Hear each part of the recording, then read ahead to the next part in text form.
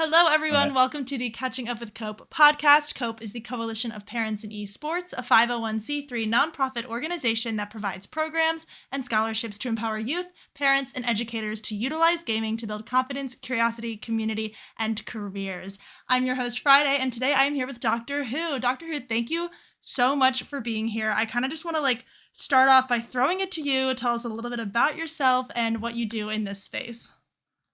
So I'm going to join Cope pretty soon. I have a 3-year-old daughter, so Oh my I goodness. should be part of Cope when she Yes. starts gaming. But yeah, I'm a physical therapist and orthopedic clinical specialist, and I've been working in gaming and esports for the past 8 years now. But I grew up playing games my entire life and competing primarily in the original Counter Strike, CS:GO, and then I played a little bit of Fortnite. I made some money from Fortnite. I was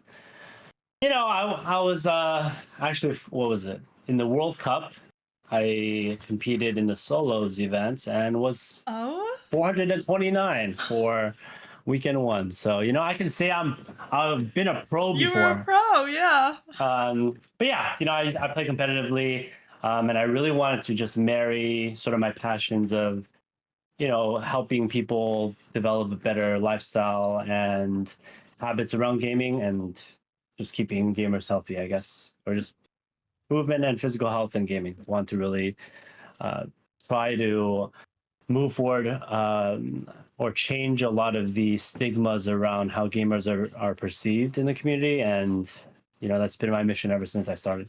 Yeah, absolutely. So, kind of digging into a little bit about, blending your passions. Where did the passion for physical therapy and things on those where did that start for you? How long was that something that you had been doing before you got into the So, space? yeah, I think that's a really good question. I think I wasn't just born and was like, yo, I'm about to fix everyone's injuries. I love helping people move better. No, I mean, in general, I've always had a fascination for just, the human anatomy and physiology that probably stemmed from, now that I think back, just getting into exercise really early on in my life. So in high school, with my closest friend, we would work out every day after school at a YMCA, and that's really where it all started. And since then, I think literally since high school, I have always exercised 3 to 4 times a week, all the way until now. So it's always been a really big part of my life. And then I always really enjoy just participating in sports and things like that. And I didn't never really got too many significant injuries, but overall, I think that's why I got really interested in the physical therapy side of healthcare, or I guess in the injury prevention or physical health side of healthcare. Um, Yeah, yeah. absolutely. So, kind of, thinking about your journey a little bit can you tell me how you came to, the creation of 1HP and, what that company is, what you do. And then we'll get into a little bit about some of the factors about what it is that you Yeah, do for there. sure. So yeah, I guess in terms of my origin story in esports or gaming, that's it started because, like I said, I was playing a lot of competitive games. Even in physical therapy school, I would be playing in the classes that I thought were really boring. So Yeah. sorry if my pediatrics professor is listening, but I was playing Counter Strike in your class. And so, yeah, I mean, I was following professional esports in that time. And throughout all of my time in physical therapy school, I would see all these articles of people retiring or having to get surgery.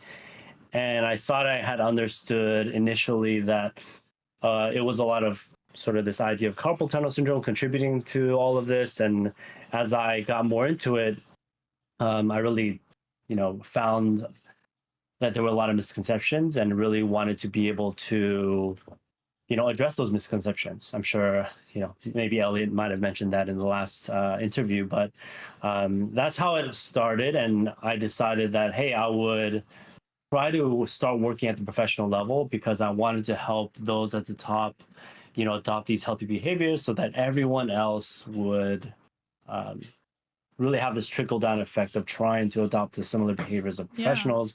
And then at the same absolutely. time, working to create content so that I could help the community also upskill in how they approach their gaming, how they approach movement around gaming. And so we 1HP is this company that started purely as a physical therapy for gamers company, then transitioned to now this multidisciplinary team approach where we have sports psychologists, registered dietitians, sleep specialists, physical therapists, athletic trainers, chiropractors, and we provide that level of support to these esports organizations. And so that provides that top down and bottom up approach.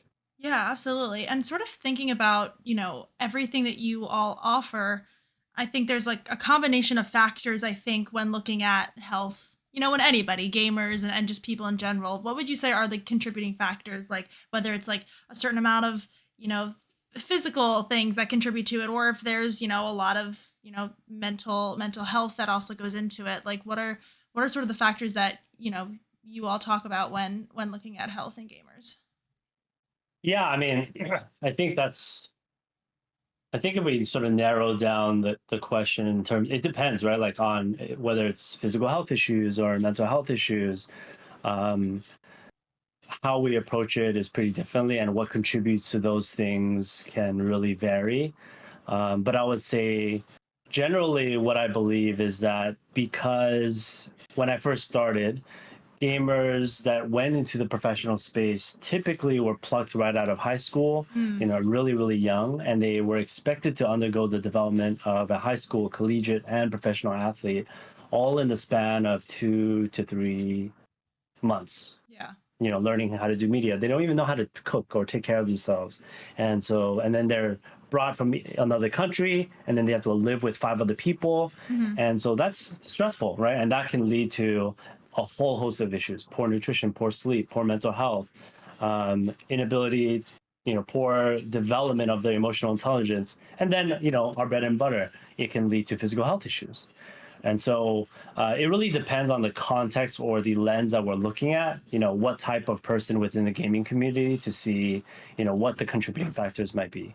Yeah. So I would say, at least for us, for physical health, as a physical therapist, I actually just wrote about this the other day, but I think a really good way to look at it is that we are the sum of the postures and positions that we assume throughout the day, and sort of we represent we're sort of, our body is sort of representative of what we've done over the past few months. And so for most gamers who are physically inactive and often pretty sedentary, Mhm. that leads to their overall physical health and conditioning to just gradually deteriorate, Yeah. right? And if you look at it on a graph like this, and you can edit this over, you can edit this little thing here. There's a little imaginary line here that I'm calling like the healthy function line. Right. Once it gets below that, that's when they have pain, when they're not happy doing what they're Mhm. doing because they have to focus on pain. They can't Yeah. do their daily, like brushing their teeth, tying their shoes, holding their phone. Yeah. They can't do that without pain.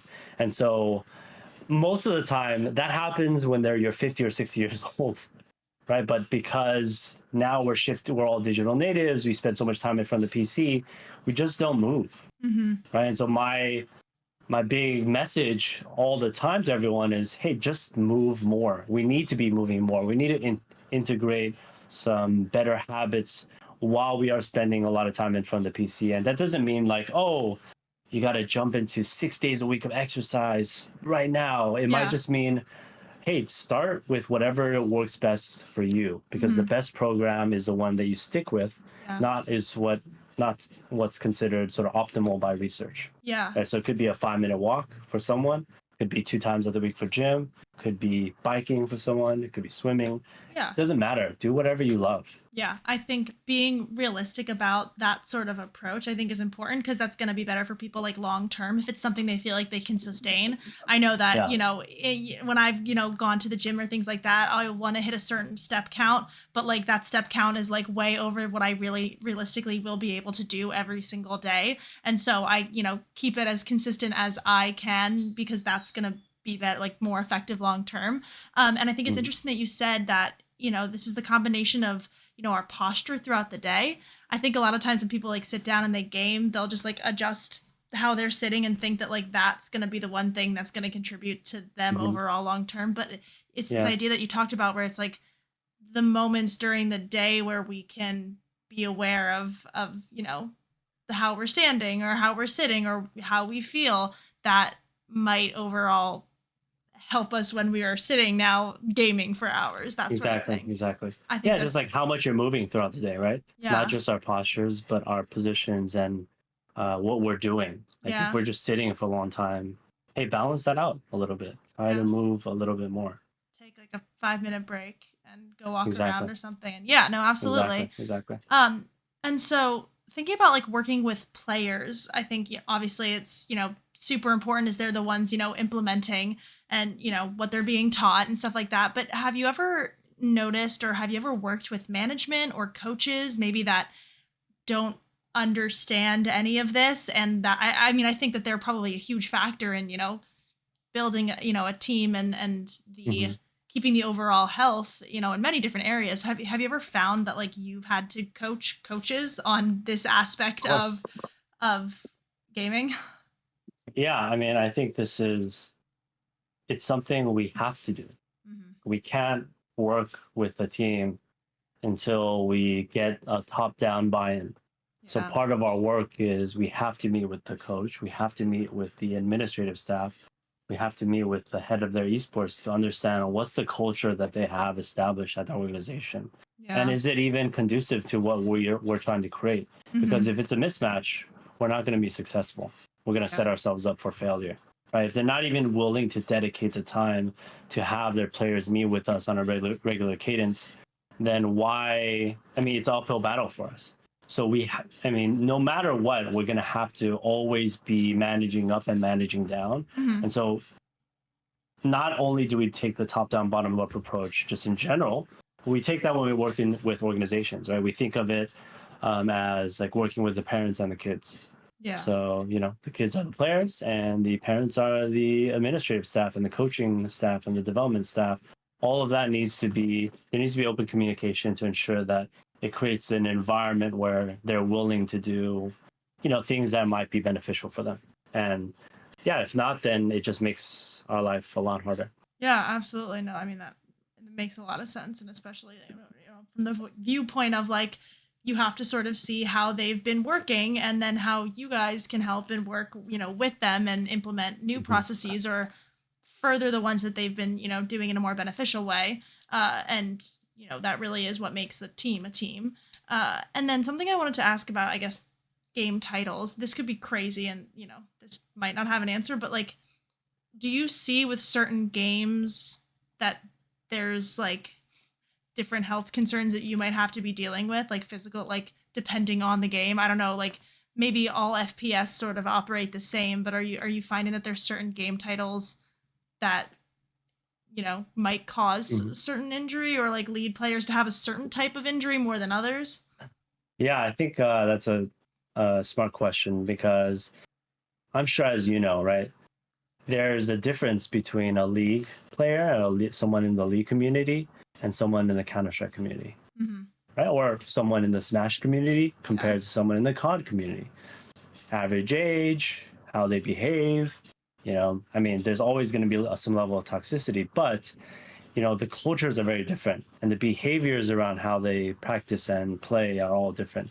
Hmm. That's one contributor for sure that we have, and then the beliefs around their culture can impact their health in different ways. But on top of that, yes, there's just the mediums of their input device, right? Hey, if they're controller, then they might be using their thumbs more, or if in Valorant, there's like a popular bind that people use that causes them to use their thumbs more, or a certain shape of mouse.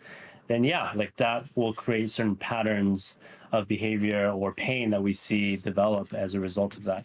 I mean, there's definitely like a consistent trend when it Mm-hmm. comes to certain games, but it's always that it depends, and we always have to assess the individual to see, what's really contributing to it. But I would say, yeah, like I know what the top three would be for multiple game titles since we've worked in pretty much every game title.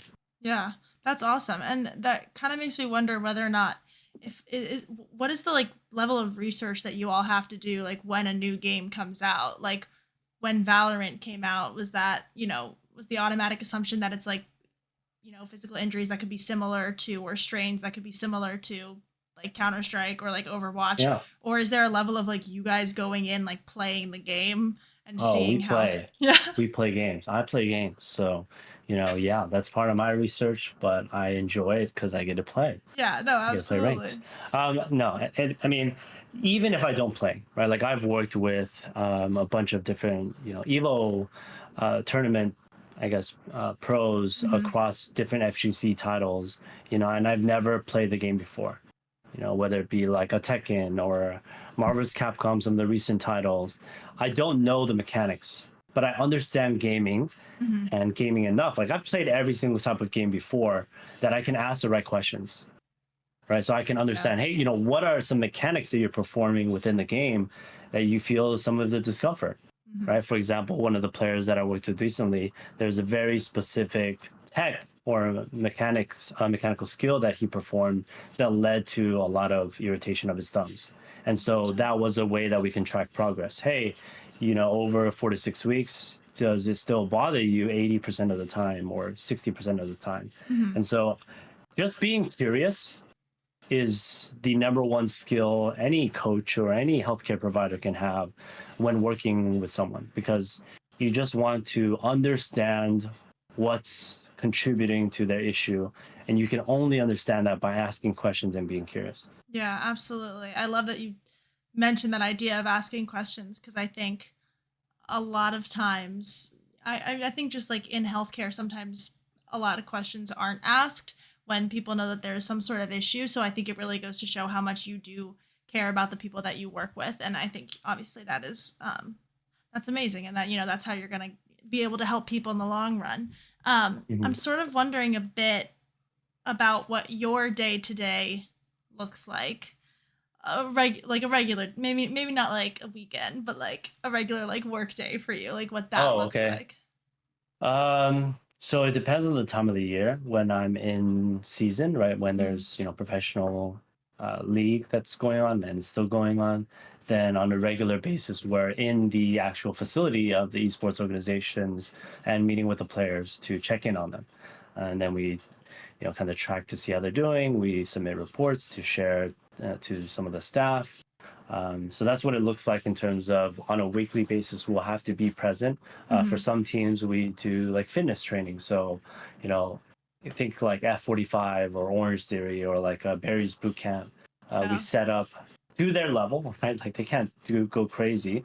Yeah. Um, but we want to build that up over time, and we set that up for them in the morning, and then we have physical therapy sessions or performance sessions depending Mhm. on the relationship.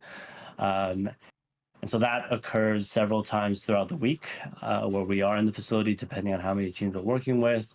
And then I have a few days of the week where I have it blocked off to work for just with the casual and competitive gamers if they have pain or if they have issues. And then I work with a few players internationally. So I work with a few people out in the Pacific region or Oceania region, as well as EU, just to help them with their own individual problems and issues. And then the rest of my day is just sort of everything relating to my own business. But I get up at the same time every day for my daughter, take her to preschool, and then I go to the gym or I go to the driving range, and then I come home and I work. That's typically how it looks. And then yeah, I Yeah. try to have a pretty good balance of my life and work so that um, there's some delineation and it Yeah. doesn't bleed over. No, absolutely. I think work life balance is so important, and it's still something that I think people who are years into their job still find themselves having to work on sometimes. And people who are just starting out always need to work on that work life balance. So I completely Exactly. understand. And I'm wondering if there's anything about your job, something that you do, or just like an aspect, of your job that people don't commonly know about. And there might not be an answer. Maybe people always, What's a aspect of my job that a lot of people don't know about? That's a good question. Let me think. I can also ask another Um, one while you. I think that, I mean, I think a lot of people will glamorize what we do when we work with the professionals. Yeah. Um, they're just normal people. Mm-hmm. So, but the lifestyle is actually, if I was to be fully dedicated to a team, it's pretty stressful. Mm. There's just a lot of stress that you have to deal with at the highest level when it comes to esports, right? Because it's just managing expectations, managing performance, managing, the um, like administrative staff and coaching. And what if there's like an organization that is known to be winning and they're not doing well, right? And then there's always that added pressure of having to, be in that environment all the time. And so I think people think that it's like the coolest experience, and it's definitely cool. I'm not saying Yeah. it's not, but it comes with its own stressors, and Mm-hmm. it's not for everyone. I think more. I mean, obviously, I love working with the professionals in the space. I always find time to do that, but even more so, I love just helping the casual software engineer that wants to go home after he's done work to be able to just grind with his friends. And if he has pain, he can. So, like, I really love helping those people as well.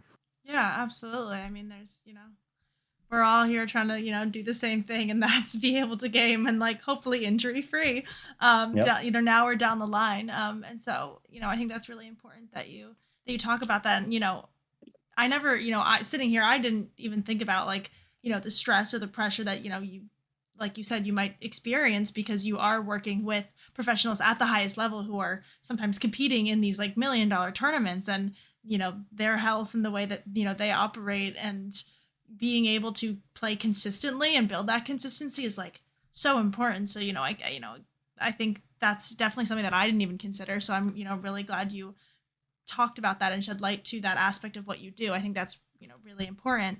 And I'm wondering if there's, talking about players, I'm wondering if there's any common like health issues or diagnosis that you think most gamers assume that they might have from gaming. I think you brought up carpal tunnel syndrome, and I'm, Yeah. previously, and I'm wondering if that's something that like you find that most gamers come to being like, this is what I think I have, and then you're like, Hmm. actually, here's what the issue Yeah. is, and I'm wondering, where Yeah. that sort of Exactly. stems from.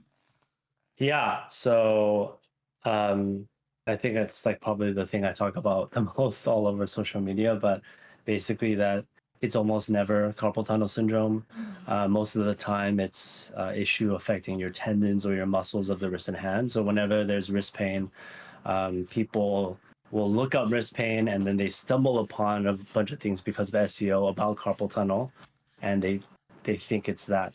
But Yeah. what's also worse, like it also stems from our healthcare system. It's actually pretty broken and quite behind Mm-hmm. in their understanding of upper extremity repetitive strain injuries. So when anyone goes to the doctor, these doctors they've done studies and research to show that in most medical education, only about 2 to 5% of the entire time, 6 years, is dedicated to musculoskeletal education. So that's maybe like one or two classes.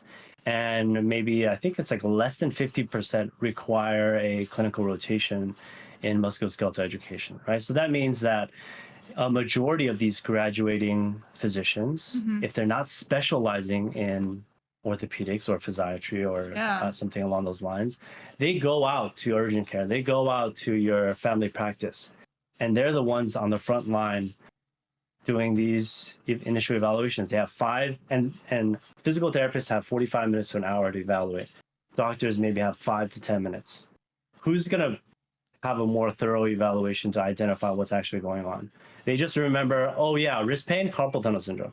That's literally what the doctors will remember, and they'll write it down on the script, but they don't realize that, your belief about your injury or what you can do associated with that has a Yeah. huge impact on your actual outcomes. Yeah, Right? for It's sure. it's the idea of thinking like, oh, I have a herniated disc, I can't do anything at all. When it's Mm-hmm. been shown over and over that, one, the imaging results don't matter as much, but two, that movement is better for lower back pain.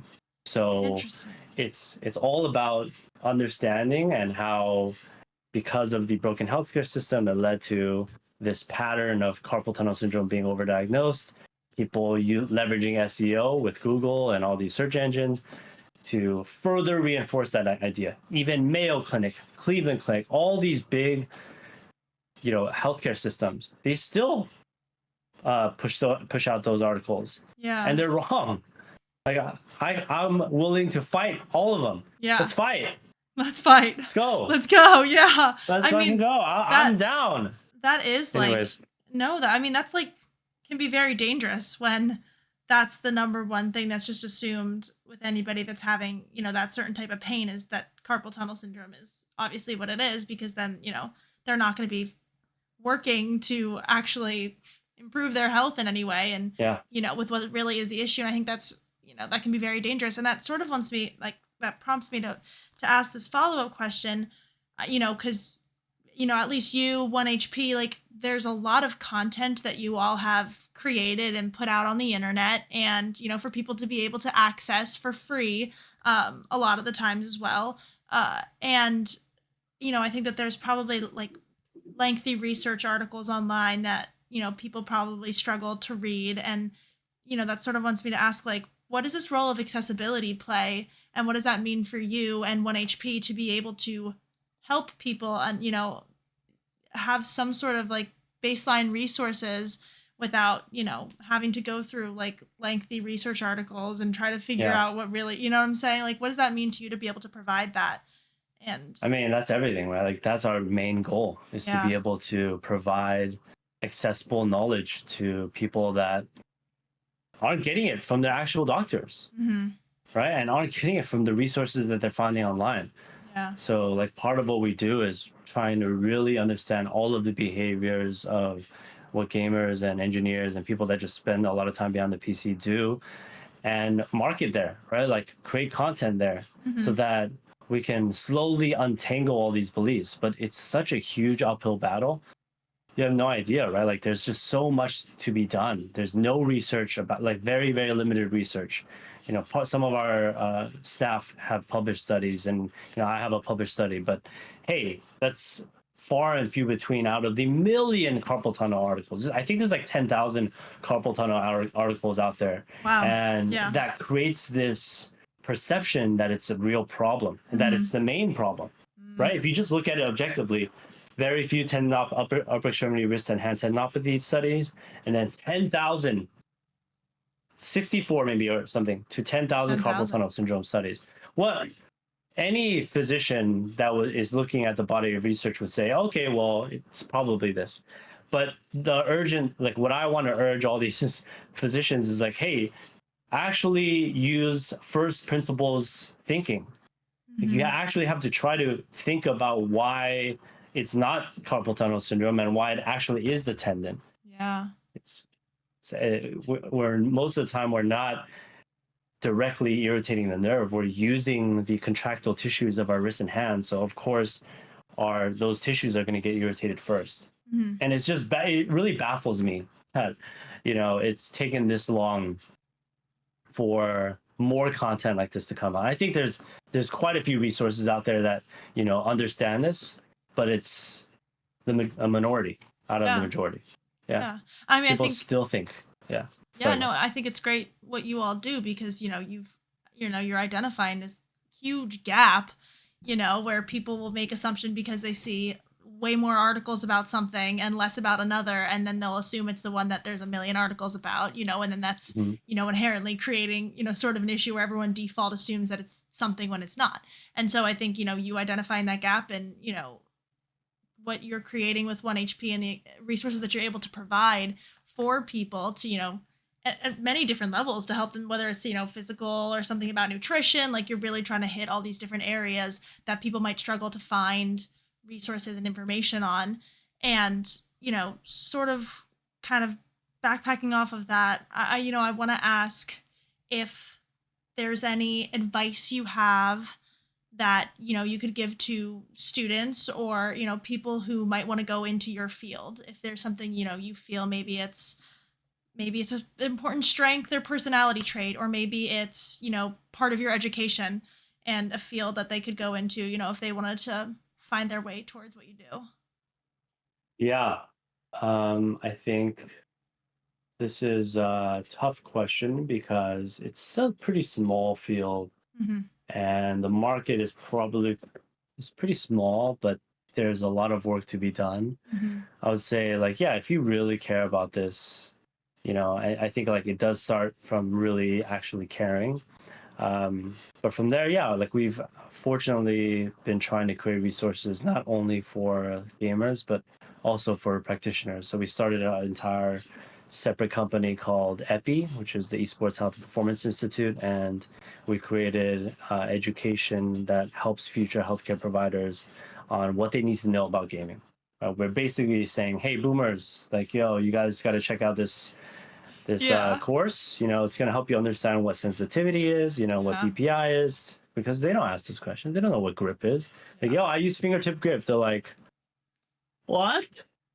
Right? Like, they don't understand that. Mm-hmm. So we're trying to teach them a bit more so that they can make more informed decisions Yeah. at that actual appointment level, where most people are getting misinformed, Yeah. or even at the education level, so that they can actually create more content that's more thoughtful and understanding of the nuance. Yeah. Being more thoughtful in the approach to the information that you're provide like anyone wants to provide or wants to provide a certain like resource. I think is incredibly important. And so I I love that you talked about that, and just the idea that the first thing that you said was that idea of like caring and wanting to do this. You know what I'm saying? Something that you feel passionate about, because at the end of the day that's so important, because that's going to impact the way that you like help people and who you're looking Mm-hmm. to help and what you're able to provide, like making things accessible, like for someone who maybe doesn't care so much about this profession, they might just do it specifically strictly for the money. And so that idea that Yeah. you're providing those resources shows that level of care, which I think is Mm-hmm. beautiful. And something that I do on this podcast, we do a little hot seat. So I Let's have do a it. couple insane questions to ask you, starting off with Let's do it. whether or not you believe pineapple belongs on pizza. Well, I used to. I mean, Oh, I used to have that because I had no choice. My parents were like, there this it is. is what Yeah. we ordered. And I was like, well, I'm going to try it then. Yeah. I mean, it wasn't bad, but Mhm. I don't prefer it. Okay. Heard. I'm not a, I'm not, yeah, I don't prefer it. Is there a pizza you do prefer? I mean, the meat lovers. Oh, Anything, I love sauce. So okay. a- anytime I can sauce it up, I'm down. I hear you. Okay, so then perfect. The meat lovers pizza, perfect. So the next question I have: you're on a deserted island. You can only bring three things. They can be any three things. Anything. What would you bring? Wow.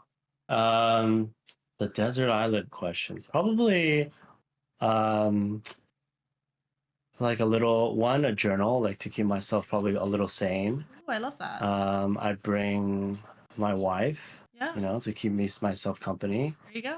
And then I'd bring some golf clubs because I'm addicted to golf right now. So, Oh, I'll play okay. on the island. You said Me and my wife will play golf on the island and forever. you said you're And we'll addicted to golf right now. Is this a new thing? yeah. Yeah, the past year and a half, 2 years, maybe. Okay, awesome. So I'm on the grind to top 500 in that game, you know? Golf. Yeah, no, I hear you. Yeah. Absolutely. Fabulous answer. And so then my next question, we're starting to get a little gaming and esports. If you could So turn any video game into an esport, what would it be and why? any game into an esport. Um, Definitely we like Wii tennis, just because it's Ooh, so ridiculous. Like yes. it's basically just Yeah, this, you're literally like right when the ball's hit, you just if you spam. then something's gonna And happen. so, Yeah. yeah, like I'm curious to see if there's some really cool mechanics that people come up with for Wii tennis and Wii Oh yeah. sports, There's a some Wii bowling, right? Like, damn, that'd be hype. there's definitely a market for that. There's definitely a market for that. That was great. I haven't heard that answer yet, and I love it. Classic Wii sports, especially tennis and bowling. And so then my next And question. tennis. Well, first, okay, so based on the pineapple, are you allergic to fruit? No, I love Okay, fruit. perfect. So what fruit would you be and why? Oh, let's see. That's a good question. It's a I layered question. mean, it is layered for sure. You know, I'm only saying this because I've been having more of this type of fruit recently. But have you ever had a golden kiwi? I haven't. Yeah, see, because I'd be a golden kiwi. They're really Okay. unique. Yeah. Um, Love. they're actually gold and they're delicious. So, Okay. I'd be unique, I'd be delicious, and I'd be easy to prepare. I don't know if that relates to anything, but it's very easy. You It's just cut it in half, There you scoop it go. out. I think, whatever your reasoning is true to you. And that's what's important about these questions. Yes. So, Golden golden kiwi. kiwi, perfect. I hope if Abs is editing this, if he can insert a photo of a golden kiwi, that'd be great. Right Yeah, here. right there. And then my last question is your favorite video game and then your favorite esport. They can be the same thing, they can be different things. But I know people are opinionated, so have to. I think this has changed throughout my life, Okay. but I still love the Ocarina of Time. Ooh, That's like yeah. my favorite game forever. Um, and esport, right? Like because I grew up playing primarily FPS. At the moment, it's Valorant, Okay. but it was CS for the longest time. Yeah. No, I hear you. Yeah, I was never a big CS person, but I was a big Valorant person, as you got might be it. able to tell. Yes, I can tell. I'm very Exactly. much there with you on that. Well, thank you for entertaining the hot seat questions, and thank you so much for being here, Sure. Dr. Who. Where can people find you on social media? So I think Twitter, Instagram, TikTok is all at HP for Gamers. So Awesome. go find me there. YouTube /at 1HP. We're posting there pretty much every week now, which I've been pretty happy with. That we've been able to be pretty consistent. And then yeah, like I actually had just started writing emails. I don't know. I'm old, so I write emails every day Yeah. for our newsletter or our little community. And we also have a little Discord. We're trying to grow that a lot more. And, in our Discord, you can get your posture checked, you can get your grip checked, you can ask any questions about physical health, nutrition, et cetera, et cetera. So you can find me on all of those. I do my best to respond. But if I don't, I'm sorry. I'm sorry ahead of time. I really did not mean to do that. The sorry ahead of time is great. But I was talking to Elliot in like one of the last episodes we filmed about the Discord and the community and building a community there of, being able to provide resources to people through Discord and helping them out and, connecting people with, each other that, are kind of focused on the same sort of thing right now with their health. And so you heard it all here, folks. All Doctor Who's socials, as well as the 1HP socials, will be linked below in the description, as well as all of the Cope socials. So you can find us on Twitter at CopeGG, as well as here on YouTube. So you should subscribe to keep up with all of the podcast episodes. And then over on our Twitter, we have all of our latest news and updates. So thank you so much again for joining us today, Doctor Who, and I will see you all in the next episode. Bye.